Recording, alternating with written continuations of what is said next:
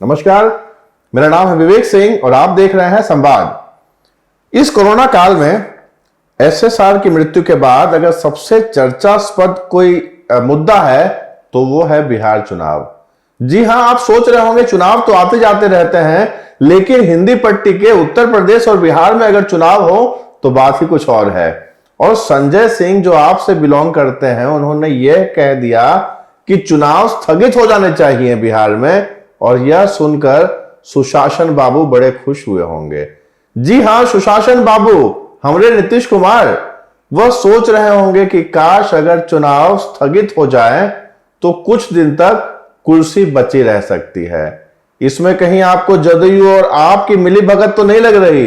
वैसे यह सोचना जनता का काम है और वैसे भी हम टेंशन लेते नहीं, देते हैं। इस पूरे चुनाव में एक किरदार जो है वो बहुत महत्वपूर्ण है। वो जो इंसान है अब हमारे बीच में नहीं रहे और संवाद मीडिया हाउस उन्हें श्रद्धांजलि अर्पित करते हैं। सुशांत सिंह राजपूत। मुंबई पुलिस, बिहार पुलिस और अब तो सीबीआई तीनों लगे हैं ये पूरे केस के पीछे। बट ये केस का जो नतीजा है वो कब बाहर निकल के आएगा? बिहार चुनाव के बाद? इस पूरे चुनाव में किसी का फायदा हुआ हो या ना हो, परंतु हमारे जो पूर्व डीजीपी है गुप्तेश्वर पांडे बाजी मार गए। हमारे रॉबिनहुड साहब एनडीए के प्रत्याशी चुना गए बक्सर जिले के। जनाधिकार पार्टी, एसडीपीआई, बीएमपी और आजाद समाजवादी का तो गठबंधन भी हो गया, और जानते हैं नाम क्या बना गया? Progressive democratic party. देखते हैं ये पार्टी कितनी प्रोग्रेसिव है। जाग के पप्पू यादव ने तो सुशांत के नाम पे फिल्म सिटी का भी ऐलान कर दिया। ये सारी बातें हम आपको इसलिए बता रहे हैं क्योंकि एसएसआर की वजह से कितने सारे लोगों का भला हुआ। खैर छोड़ो, आगे बढ़ते हैं। तेज प्रताप यादव अपने मनमोहक अंदाज, अपनी शादी और राजनीतिक उठापटक में इतने फंसे पड़े थे कि खबर आई कि जेडीयू ने उनकी पत्नी को ही उनके खिलाफ चुनाव में उतार दिया। तेज प्रताप यादव ने अपनी पत्नी को तो घर से निकाल दिया, मगर अब ऐसा ना हो कि उनकी पूर्व पत्नी उन्हें ही विधानसभा से निकाल बाहर कर दे। तेजस्वी यादव ने महागठबंधन में अपने आप को सीएम तो घोषित कर दिया, मगर क्या उन्होंने इस बारे में किसी और साथी दल से बात की क्या? लालू यादव पोस्टर से गायब है। तेजस्वी यादव ने यह तक ऐलान कर दिया है कि इलेक्शंस जीतने के बाद पहली ही कैबिनेट मीटिंग में वो 10 लाख युवाओं को रोजगार देंगे। अब वो युवाओं को क्या दे सकते हैं उस बारे में तो आप ही सोचिए। क्यों, क्या हुआ?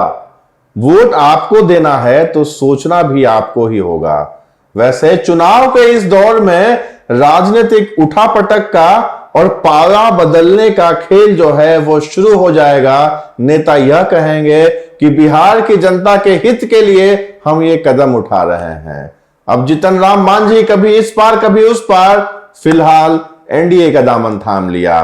मौसम वैज्ञानिक ये कहे जाते थे रामविलास पासवान, यह कहा जाता था कि रामविलास पासवान जिस पार्टी में होंगे सरकार उसकी बनेगी। आज उनके सुपुत्र चिराग पासवान इस चिंता में है कि वह एनडीए के साथ चुनाव लड़े या फिर अकेले ही दांव आजमाए कि चुनाव के बाद शायद मोल भाव करने के लिए उनके पास कुछ ज्यादा सीटें होंगी। ओवैसी की पार्टी भी 32 सीटों पर बिहार में उम्मीदवार उतार रहे हैं, या यूं कहें कि हिंदू और मुस्लिम वोटों का ध्रुवीकरण करने के लिए उनकी पार्टी मैदान में आई है। वहीं देवेंद्र फडणवीस, जो कि दूसरे टर्म के लिए बाल बाल रह गए, अब बिहार में अपना शक्ति परीक्षण दिखाएंगे। उनके हाथ में बिहार के भाजपा की बागडोर है। अब देखना है वह पास होते हैं या फेल होते हैं। इस पूरे संवाद के जरिए हम आपको यह बताना चाहते हैं कि बिहार की जो राजनीति है कितनी ज्यादा जातीय समीकरण का बोझ सहती रही है, और ये पार्टियां जानती है अगर बिहार का चुनाव जीतना है तो जाति का जो मुद्दा है उसे ही आगे रखना पड़ेगा। फिर क्या फर्क पड़ता है बिहार में विकास हो या नहीं? फिर क्या फर्क पड़ता है बिहार में जो शिक्षा का स्तर है वो आगे बढ़े या नहीं बढ़े?